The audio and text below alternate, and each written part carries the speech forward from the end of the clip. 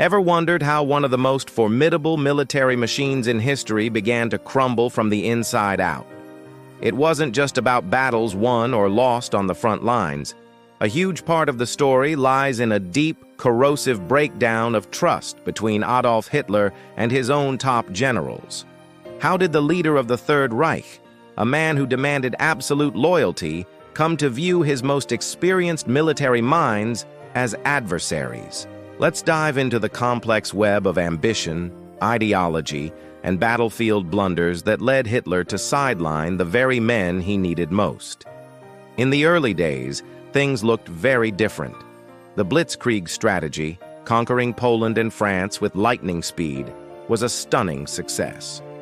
Generals like Guderian, Manstein, and Rommel were celebrated as military geniuses, and for a while, Hitler basked in their reflected glory.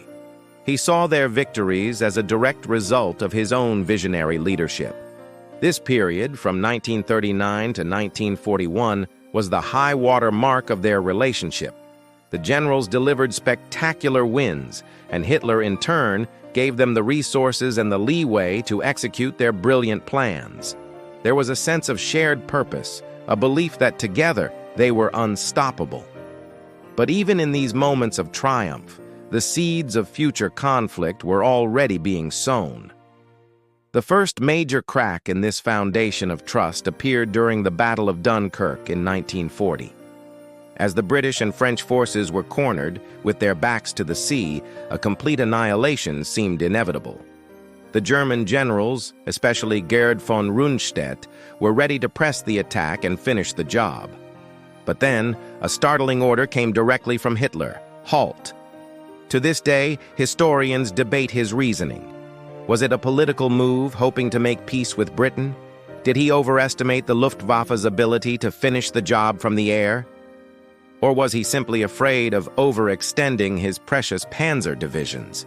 Whatever the reason, his generals were utterly baffled. They saw a decisive military victory slipping through their fingers because of what they perceived as the Führer's amateurish meddling. This was the first time many of them thought, he doesn't understand. It was a moment of doubt that would fester and grow. Then came the invasion of the Soviet Union in 1941, Operation Barbarossa.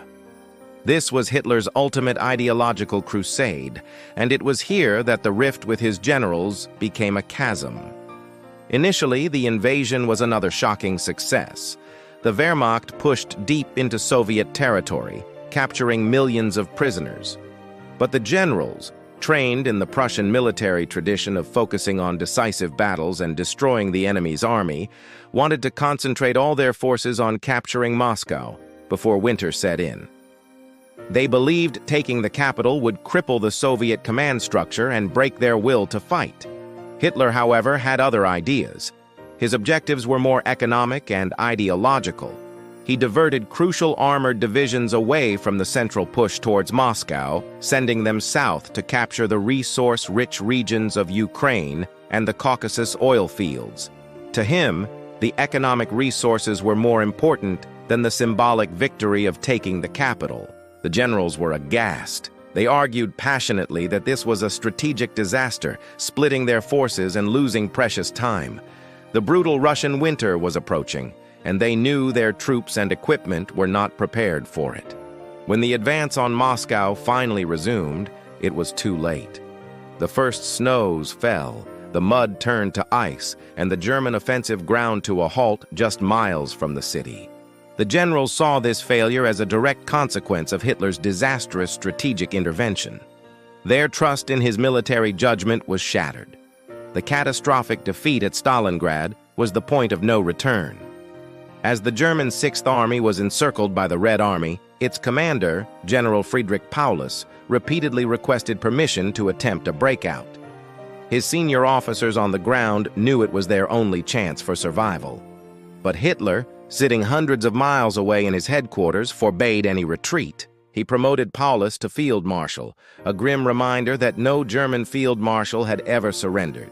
He promised the trapped army would be supplied by air, a promise the Luftwaffe could never fulfill. He demanded they hold their ground to the last man, sacrificing an entire army of over 200,000 soldiers for the sake of his own stubborn pride.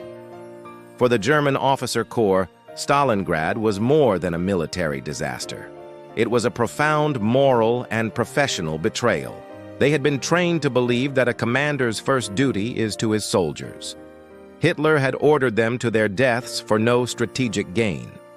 After Stalingrad, any remaining respect the generals had for Hitler as a military leader evaporated. They now saw him as a reckless gambler, a man driven by fantasy and ego, completely detached from the grim realities of the front line. The relationship became purely transactional, marked by suspicion and resentment on both sides. As the war turned decisively against Germany, Hitler's paranoia spiraled. He blamed his generals for every defeat, accusing them of cowardice, incompetence, and even treason. He increasingly bypassed the formal military command structure, the OKH, and started giving orders directly to field commanders, often based on his own flawed intuition. He surrounded himself with sycophants like Keitel and Jodl, who would rarely question his decisions. Experienced, independent-minded generals were systematically dismissed, sidelined, or forced into retirement. Men who had masterminded the early victories were now seen as threats. Hitler's belief was simple.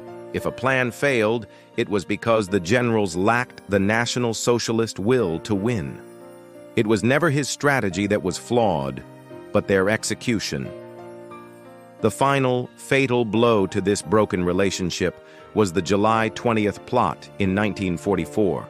A group of courageous officers, led by Klaus von Stauffenberg, attempted to assassinate Hitler, believing it was the only way to save Germany from total destruction. The plot failed, but its aftermath was brutal. Hitler's paranoia was now fully justified in his mind. He unleashed the Gestapo in a vicious purge of the officer corps. Thousands were arrested, tortured, and executed, many of whom had no connection to the plot at all. Even celebrated heroes like Field Marshal Erwin Rommel, the Desert Fox, were implicated and forced to take their own lives. After the July 20th plot, Hitler trusted no one. The German military was effectively leaderless at the top. Strategic decisions were now made solely by a delusional leader in his bunker, who moved non-existent armies on his map while the Allied and Soviet forces closed in on Berlin. The generals who remained were either yes men or were paralyzed by fear, unable to act without direct orders. The once mighty Wehrmacht, deprived of the strategic brilliance and professional leadership that had made it so effective, was led into its final inevitable collapse. So why did Hitler stop trusting his generals? It was a toxic cocktail of his own growing megalomania, his ideological obsessions overriding sound military strategy, and his complete inability to accept responsibility for failure. From the halt order at Dunkirk to the disastrous diversions before Moscow and the ultimate betrayal at Stalingrad, each major decision eroded the foundation of trust.